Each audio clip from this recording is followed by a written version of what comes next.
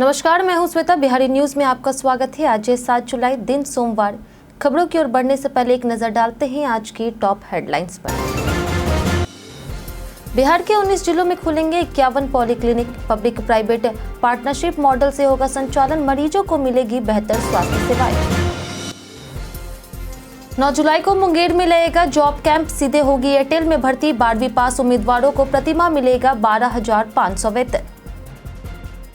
बिहार में दाखिला खारिज को लेकर के नई सख्त गाइडलाइन। एक ही जमीन पर दोबारा आवेदन नहीं कर सकेगा रैयत। लंबित मामलों को कम करने का प्रयास। गोपाल खेमका का हुआ अंतिम संस्कार। सम्राट चौधरी ने कहा अपराधियों को बख्शा नहीं जाएगा। राहुल गांधी ने भाजपा नेतृत्व सरकार पर साधा निशाना। मेट्रो इन दिनों की स्क्रीनिंग में दिखे पंकज त्रिपाठी। बेटी आशी त्रिपाठी ने लूटी महफिल। सिंपल लेकिन खूबसूरत लुक में दिखी आशी।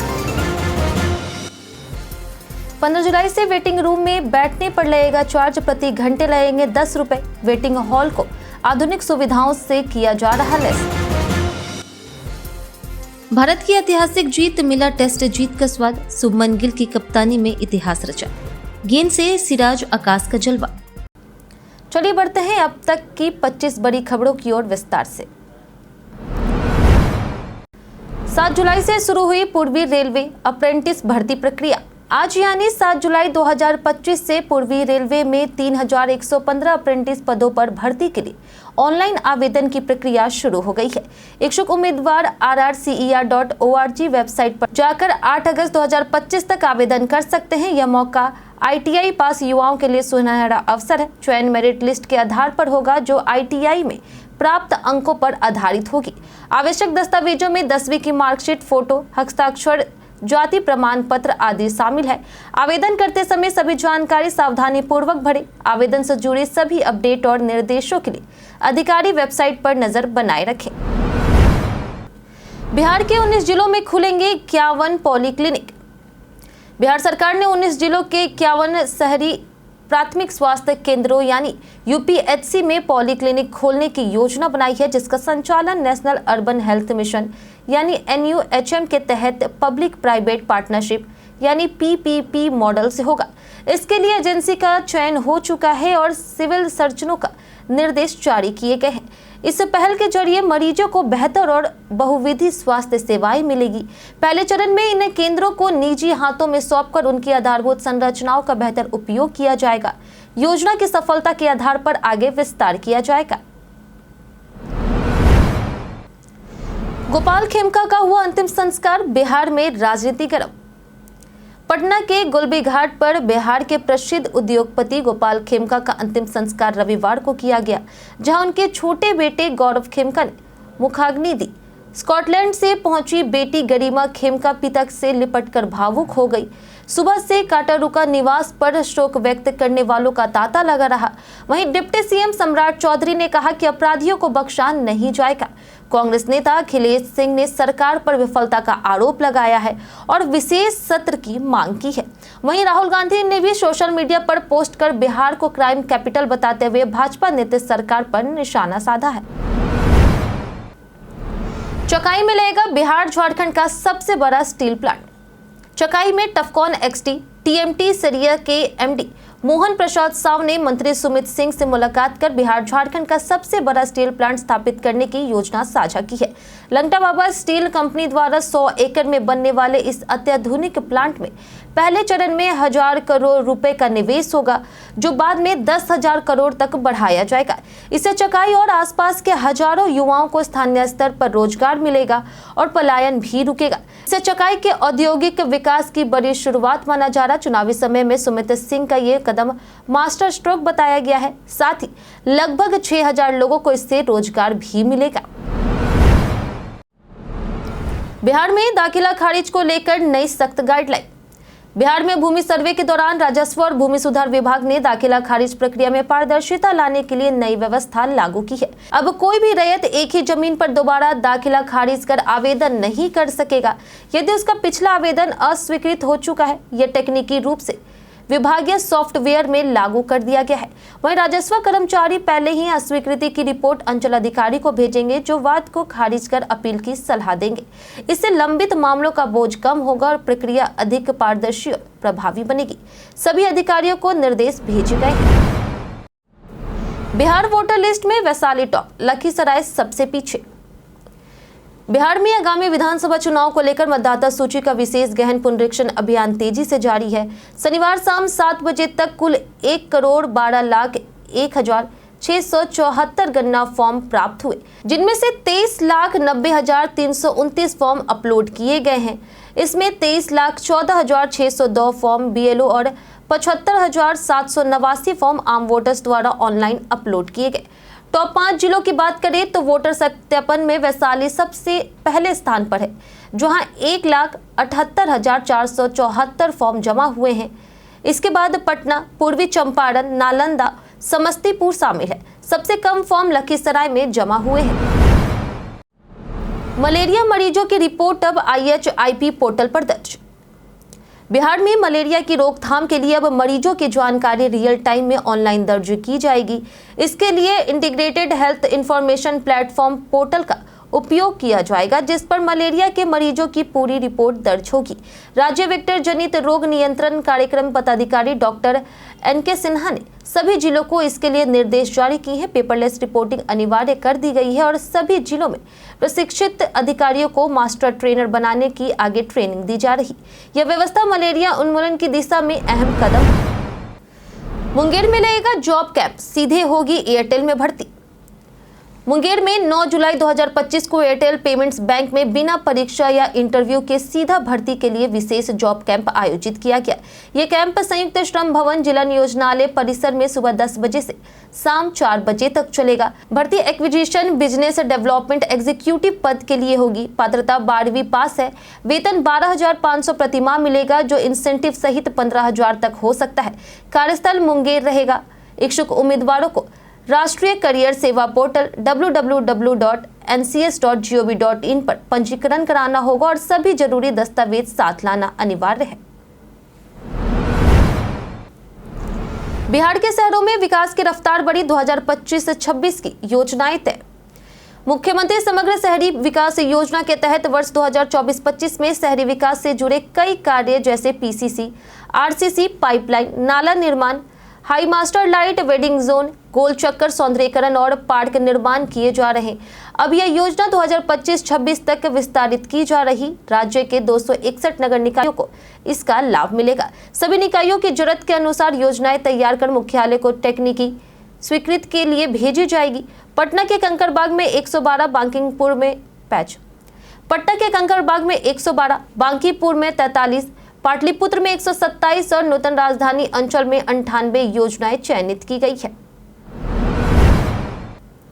बिहार में शिक्षकों के पारस्परिक तबादले की गाइडलाइन जल्द होगी जारी। बिहार के सरकारी स्कूलों में कार्यरत शिक्षकों के पारस्परिक स्थानांतरण को लेकर के जल्द गाइडलाइन जारी की जाएगी।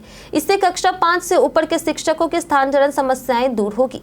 अब तक 1.9 लाख शिक्षकों ने स्थानांतरण के लिए आवेदन दिया था, जिनमें 1.3 लाख का स्थानांतरण सॉफ्टवेयर के माध्यम से हुआ है। स्कूल आवंटन प्रक्रिया भी डिजिटल रूप से पारदर्शिता के साथ की गई है। जिन शिक्षकों को आवंटित स्कूल अनुकूल नहीं लगे, वे वर्तमान स्कूल में बने रह सकते हैं। अब तक हजारों शिक्षकों को स्कूल आवंटित किए जा चुके हैं। फिलहाल 5वीं से ऊपर के शिक्षकों को गाइडलाइन का इंतजार है। भूस्खलन वाले इलाकों में कैसे करें सुरक्षित ड्राइविंग। भूस्खलन संभावित पहाड़ी क्षेत्रों में ड्राइविंग करते समय सावधानी अत्यंत जरूरी है। भारी बारिश या भूकंप के बाद मिट्टी, चट्टानें और पेड़ गिरने से सड़कें बंद हो जाती है, जिससे जान का खतरा बढ़ जाता है। यात्रा से पहले मौसम अलर्ट जरूर जांचें और रेड अलर्ट की स्थिति में यात्रा को टाल दें। धीमी गति से चले, पहाड़ी की दिशा से दूरी बनाए रखें और असुरक्षित जगह पर ना रुके। वहीं वाहन की स्थिति अच्छी होनी चाहिए, खासकर टायर्स और ब्रेकर्स की। रात में यात्रा से बचें और स्थानीय प्रशासन के निर्देशों का पालन करें। इमरजेंसी किट साथ रखना बेहद जरूरी है। पंकज त्रिपाठी की बेटी आशी ने लूटी महफिल। पंकज त्रिपाठी, जो अपनी दमदार एक्टिंग और सिंपल अंदाज के लिए जाने जाते हैं, अब मेट्रो इन दिनों फिल्म में नजर आएंगे। फिल्म की स्क्रीनिंग के दौरान वे अपनी पत्नी मृदुला और बेटी आशी त्रिपाठी के साथ दिखे, जहां आशी का सिंपल लेकिन खूबसूरत लुक सभी का ध्यान खींच गया। 18 वर्षीय आशी इवेंट्स में नहीं दिखती है। पंकज त्रिपाठी इससे पहले क्रिमिनल जस्टिस 4 में भी चर्चित रहे। मेट्रो इन दिनों अनुराग बासु द्वारा निर्देशित है और इसमें पंकज के साथ कोंकणा सेन शर्मा, अली फजल, फातिमा सना शेख, सारा अली खान और आदित्य रॉय कपूर भी है। कोसी नदी में जमा गाद से बड़ा जलस्तर, खतरे की घंटी। बिहार सरकार कोसी बराज के पास जमा सिल्ट यानी गाद हटाने के लिए केंद्र सरकार के अनुरोध करने की तैयारी में है। जल संसाधन विभाग की उच्च स्तरीय बैठक में तय हुआ कि सिल्ट के कारण नदी तल ऊपर हो गया है, जिसमें कम पानी में भी जलस्तर बढ़ रहा और बराज पर खतरा मंडरा रहा। वहीं 2024 में कोसी में 6.61 लाख क्यूसेक जल प्रवाह दर्ज हुआ है, जो 56 वर्षों में सबसे अधिक था। इससे बराज के ऊपर से पानी बहने लगा और भारी सामग्री फंस गई थी। पूर्व में भी 2008 की बाढ़ का कारण सिल्ट जमाव माना गया था। बेऊर जेल में छापेमारी के बाद 3 कक्षपाल सस्पेंड। चर्चित व्यवसायी गोपाल खेमका की घटना के बाद पुलिस प्रशासन सक्रिय हो गई है। बेऊर जेल में की गई छापेमारी में प्रतिबंधित वस्तुएं मिलने पर 3 कक्षपालों को निलंबित कर दिया गया, जबकि 3 अन्य से जवाब मांगा गया है। एसआईटी और एसटीएफ की कई टीमें फतुहा, गाजीपुर और आरा में संभावित संदिग्धों से पूछताछ कर रही। जांच का केंद्र जमीन विवाद और निजी रंजिश पर है। वहीं पुलिस सीसीटीवी फुटेज और मोबाइल डाटा खंगाल रही है। वहीं सूत्रों के अनुसार घटना योजनाबद्ध लग रही, जिसमें रेकी और स्थानीय सहयोगी की आशंका है। 2018 में उनके बेटे से जुड़ा मामला भी फिर से चर्चा में आ गया। ऑपरेशन सिंदूर की गूंज के साथ निकला ताजिया। कटिहार के सलामत नगर मुहर्रम कमेटी ने इस बार मुहर्रम जुलूस को राष्ट्रभक्ति के रंग में रंगकर एक अनोखा संदेश दिया है। ऑपरेशन सिंदूर, भारत माता की जय और वंदे मातरम जैसे नारों के साथ ताजिया जुलूस में फाइटर प्लेन की आकृति और महिला सैन्य अफसरों के कट आउट शामिल किए गए। इससे यह संदेश गया कि मुसलमान भी देश की रक्षा में पूरी तरह समर्पित है। कमेटी ने कहा कि हुसैनियत जुल्म के खिलाफ आवाज है और वतन की हिफाजत उसका हिस्सा है। यह जुलूस मजहब और देशभक्ति के सुंदर संगम का प्रतीक बन गया। 15 जुलाई से वेटिंग रूम में बैठने पर लगेगा चार्ज। भारतीय रेल ने 15 जुलाई 2025 से नई व्यवस्था लागू करने का फैसला किया है, जिसके तहत यात्रियों को वातानुकूलित प्रतीक्षालय यानी एसी वेटिंग रूम में बैठने के लिए शुल्क देना होगा। अब स्टेशन पर ट्रेन का इंतजार करते समय 1 घंटे के लिए 10 रुपए देने होंगे। यह निर्णय प्रतीक्षालयों के निजीकरण के तहत लिया गया है। पहले से कोलकाता, रामपुरहाट और हावड़ा मंडलों में लागू यह व्यवस्था अब मालदा मंडल यानी भागलपुर, सुल्तानगंज और जमालपुर स्टेशनों पर भी शुरू होगी। वेटिंग हॉल को आधुनिक सुविधाओं से लैस किया गया है और उसमें एक छोटा कैंटीन भी होगा। जानिए आज कैसा रहेगा बिहार के मौसम का मिजाज। मौसम विभाग के अनुसार राज्य में अगले 5 दिनों के दौरान अधिकतम और न्यूनतम तापमान में कोई विशेष परिवर्तन नहीं होने की संभावना है। प्रदेश के अधिकांश इलाकों में भारी वर्षा की आशंका जताई गई है। वहीं राज्य के दक्षिण पश्चिम भागों के कुछ स्थानों पर मेघ और गरज के साथ तेज हवा चलने का पूर्वानुमान लगाया गया है। अगर बात करें आज के अधिकतम तापमान की, तो राज्य के अधिकांश जिलों में आज का अधिकतम तापमान 36 से 38 डिग्री, तो वहीं कुछ जिलों में 34 से 36 डिग्री रहने की संभावना है और न्यूनतम तापमान 26 से 28 डिग्री रहने की आशंका जताई गई है। आधार कार्ड की अनिवार्यता से बच्चों की घटी संख्या। शैक्षणिक सत्र 2025-26 में बिहार के सरकारी स्कूलों में मध्याह्न भोजन योजना से लाभान्वित बच्चों की संख्या में 8.53 लाख की कमी आई है।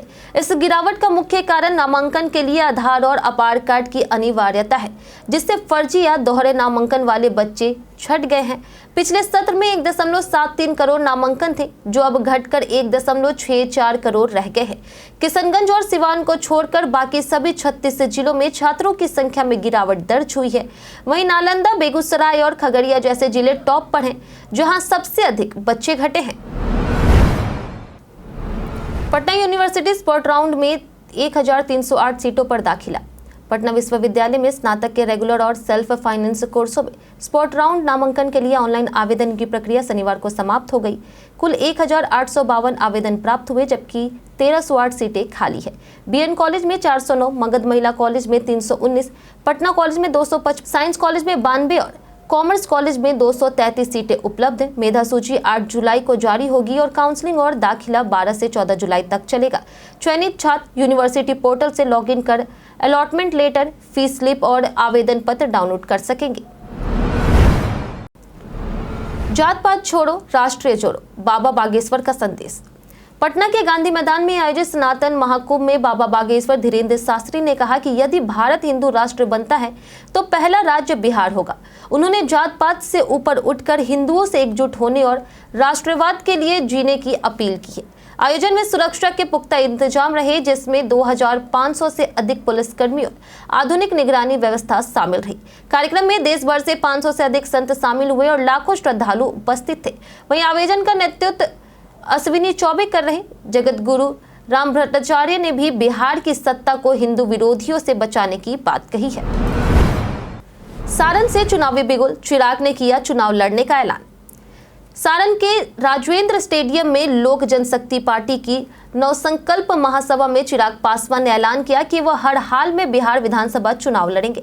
उन्होंने नीतीश सरकार पर कानून व्यवस्था को लेकर के निशाना साधा और कहा कि बिहार में पलायन रोकने के लिए स्थानीय रोजगार की जरूरत है। बिहार फर्स्ट, बिहारी फर्स्ट के विजन पर उन्होंने अपना संकल्प दोहराया। विपक्ष पर हमला करते हुए कहा कि अफवाह फैलाकर जनता को गुमराह किया जाता है।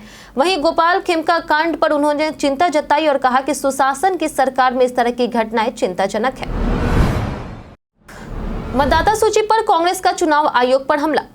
बिहार विधानसभा चुनाव से पहले मतदाता सूची पुनरीक्षण को लेकर के कांग्रेस ने चुनाव आयोग पर साजिश रचने का आरोप लगाया है। प्रदेश कांग्रेस अध्यक्ष राजेश राम ने आयोग के विज्ञापन पर सवाल उठाते हुए कहा कि दस्तावेजों के बिना फॉर्म स्वीकार करने की प्रक्रिया से गड़बड़ी की आशंका है। उन्होंने इसे सत्ता पक्ष को लाभ पहुंचाने वाला कदम बताया और 9 जुलाई को चक्का जाम का ऐलान किया है। राजेश राम ने पूछा कि जब अंतिम निर्णय ईआरओ के विवेक पर होगा तो क्या सरकार दबाव बना करके वोटर लिस्ट में हेरफेर नहीं करेगी। कांग्रेस ने आंदोलन की चेतावनी दी है। भारत की ऐतिहासिक जीत, मिला टेस्ट जीत का स्वाद, शुभमन गिल की कप्तानी में इतिहास रचा। भारतीय युवा टेस्ट टीम ने एजबेस्टन में इंग्लैंड को 366 रन से हरा के 58 साल में पहली बार वहां टेस्ट मैच जीता। शुभमन गिल की कप्तानी में भारत ने पहले 587 रन बनाए, जिसमें गिल ने 269 रन की लाजवाब पारी खेली।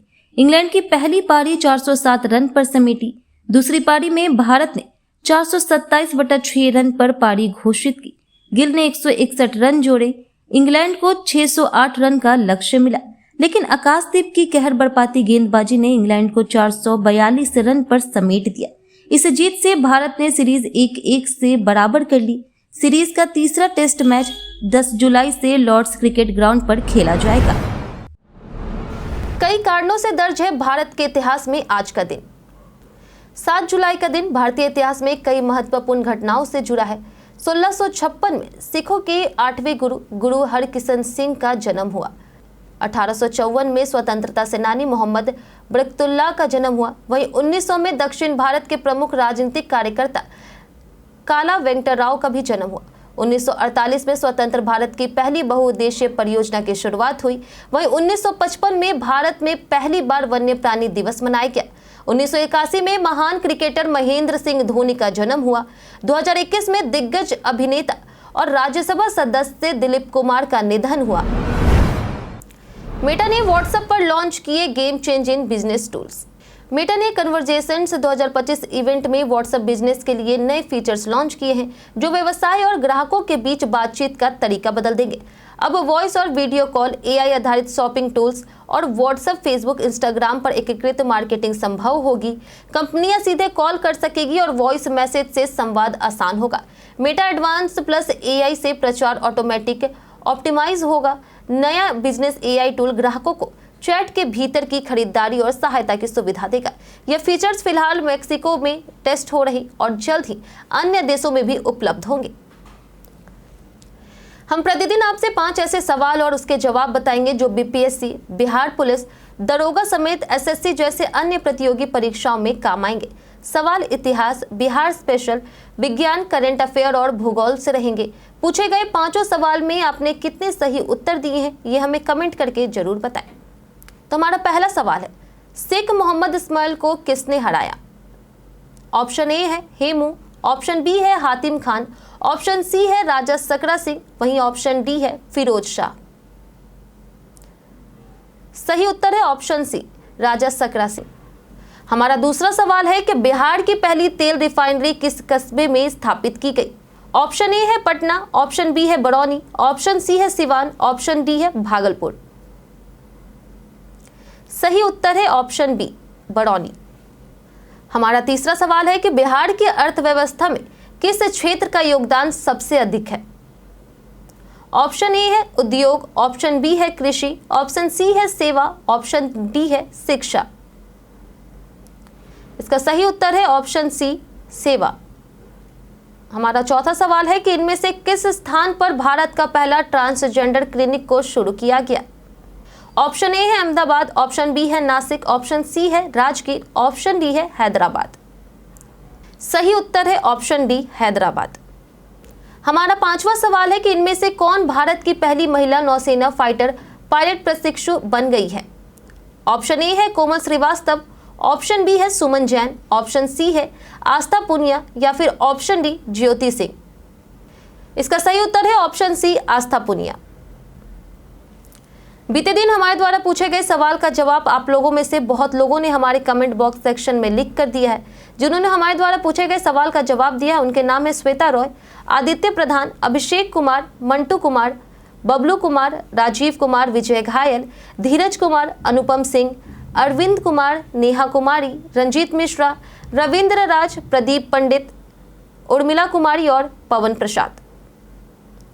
इसी के साथ बढ़ते हैं आज के सवाल की ओर और आज का सवाल है, क्या आपको लगता है कि क्या आरक्षण व्यवस्था समाज में समानता लाती है या असमानता बढ़ाती है? आप अपना जवाब हमें हमारे कमेंट सेक्शन में लिखकर जरूर बताएं। आज के लिए इतना ही। बिहार की तमाम खबरों के साथ बने रहने के लिए देखते रहे बिहारी न्यूज़ और साथ ही अगर आप YouTube चैनल पर देख रहे हैं तो चैनल को सब्सक्राइब करें और अगर आप Facebook पेज पर देख रहे हैं तो लाइक और फॉलो जरूर करें।